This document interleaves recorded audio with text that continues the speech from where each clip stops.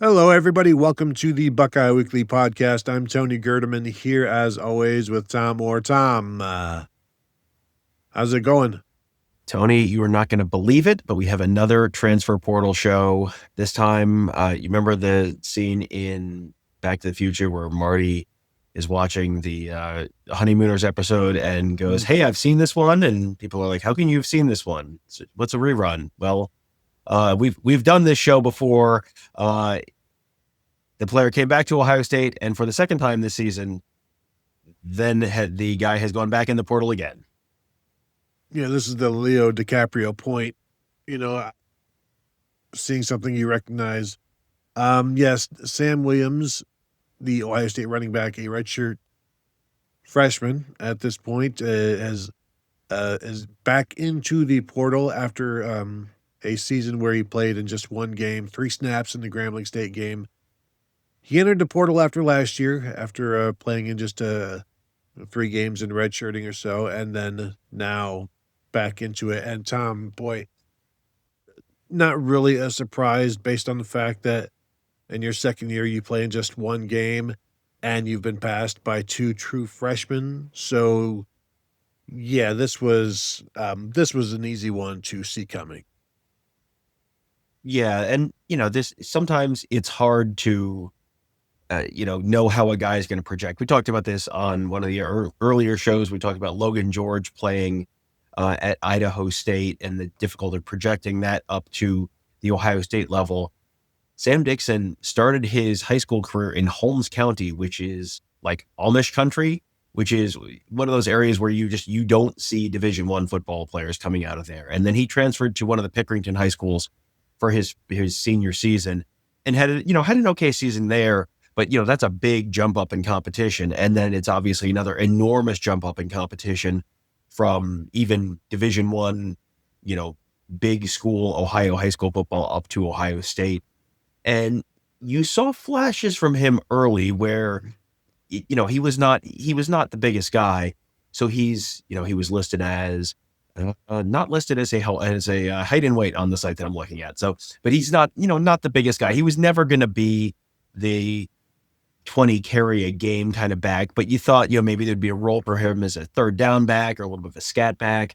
He had 3 carries for 40 yards against Western Michigan in just his second game in his college career. And you thought, maybe they really found something here.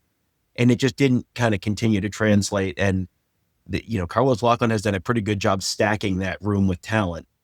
And it is just, that is a tough place to get carries. They had 4 guys who got carries this year, consistently. And those guys are, that is really deep to be running a running back room.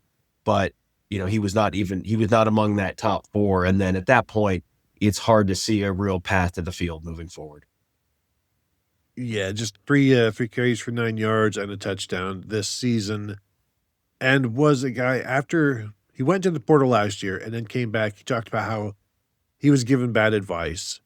And so he went into the portal and then listening to people he shouldn't have been listening to. This one, I mean, this feels like, this is the right decision to go and try to find a place that suits you, that where you can play and you get something done and be able to progress and maybe find something for yourself in your future. And so then now that leaves, no Sam Williams-Dixon, no Sam Dixon, no CJ Donaldson. He will be off, his 4 years. So you've got a core right now, and we say right now, as of this recording, Bo Jackson, James Peoples, Isaiah West as the 3 returning. Turbo Rogers did not play this year. He was injured all season long until the end of the season when he could have played, but then the stakes were too high to have him out there. You're not going to just throw him out there without any kind of playing time before that. So you've got a young core, and of course they're adding more through recruiting. But Tom, they went into the portal to find a veteran in CJ Donaldson last year. Would you expect something similar this year? And would you expect somebody, I don't know, like CJ Donaldson? Would you expect somebody more productive than CJ Donaldson? Are you looking for a 1A or 1B for Bo Jackson, or are you just looking for some experience? Yeah, you could see that maybe going to try and get someone who's kind of the CJ Donaldson type, where you're kind of the power back, blocking back guy who they can throw in like crucial pass pro kind of situations. Maybe you find someone to fill that kind of role. I think it's going to be pretty hard to sell anyone on, hey, why don't you come in here and you'll get a bunch of carries. Bo Jackson had a pretty darn solid season as a true freshman and was taking on a bigger and bigger role as the season went along. I don't think there's any reason to suspect that he will not continue that growth in 2026. Isaiah West, again, didn't have quite the true freshman season that Bo Jackson had, but for a true freshman running back, had a really solid season. James Peoples, it feels like they're trying to find a role for him still, and you saw him sort of off and on at different times. Could be, how much does he continue to develop over the next 12 months or so? It just feels like that's going to be hard to look and do what Michigan did with like Justice Haynes being in the portal. It's like, yep, you're come here and be the number one running back. Like it feels like those shoes are filled at Ohio State. So if anything, you're bringing in maybe one, a sort of a role player, maybe, or a depth guy. They also have Favor Akey, the true freshman out of Delaware, Ohio, coming in this year. So this is definitely not a, you just need a body. It's if there's the right guy out there and the right fit, sure, by all means, add someone. But I think it has to be the right fit for them to go into the portal for someone this offseason.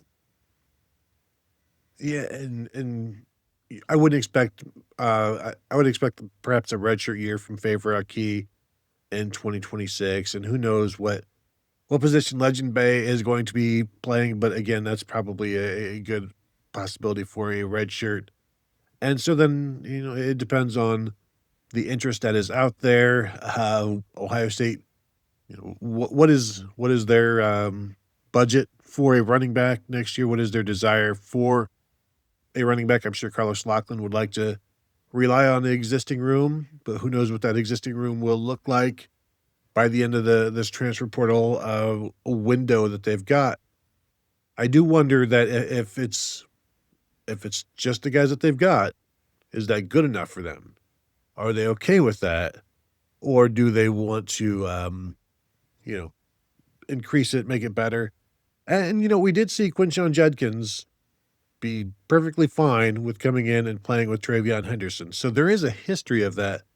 There is that. So, and it did go well for him. So they've got the proof of concept for somebody if they wanted to spin it that way. But, it just depends on the right guy's got to be there. The budget's got to be there, and they've got to decide if that's where they want to be spending their money based on who else they're going to lose, what else they need to fix, what else they need to fill. It's an interesting time to be alive, Tom.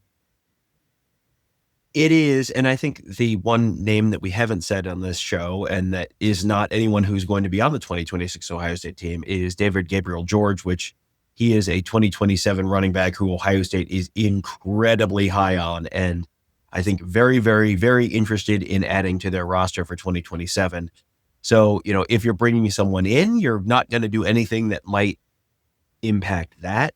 So, if you can bring in a Quinshon Judkins type and bring someone in for a year to be a second guy to go with Bo Jackson, if you're not 100% sold that Isaiah West is ready to be that guy or James Peoples is ready to be that guy next year, sure, I could see that. I don't think they want to do anything that might compromise their opportunity to get David Gabriel George in 27. That is the one name that you talk to folks around the program, and it's like, boy, everyone seems high on this kid, and I think they think they have a reasonable opportunity to end up landing him ultimately. So that's sort of one other factor that may play into some of the roster management stuff here. But this is just. The transfer portal officially opens on Friday at like midnight on Friday, January 2nd. So, this is just the beginning, and the portal goes through, I think, the 16th of January. Mm-hmm. So there is going to be a lot of time where, I don't think you've affirmatively seen anyone in that room say, I'm definitely back. And, until you see that, you're not, you're never 100% sure on what anyone's going to do. And there are a lot of familiar names in the portal right now at running back. And so some names that would have a familiarity with Ohio State through recruiting. But yeah, it might be a situation where you want to find the guy with one more year. That way, it doesn't impact anybody negatively anymore in terms of how much they really like David Gabriel George. You don't, as you said, necessarily want to scare him away or just make him think differently of Ohio State since the time you're putting in is valuable time trying to land him. So there you go. Sam Dixon off to the portal. Ohio State will continue to deal with a fluid position room all over the place on their football team. It's not just running back, as we talked in the last show, 3 defensive ends to the portal, 2 quarterbacks on another show, and many, many more to come. That's just it's the end of the season, so players are going to be moving on. And we will be talking about it here at youtube.com/Buckeye Huddle. We'll also be talking about it at buckeyehuddle.com. You can find us both places. And, sign up right now at buckeyehuddle.com. Say hello to us there. Join us on the Buckeye Huddle message board presented by Jeff Ruby's Columbus because we're talking about this. How do they replace him? Who may be next? And it's a wild time in the hot stove league of college football at the moment. So that will do it from here. Thank you all for tuning in, and we'll talk to you all later.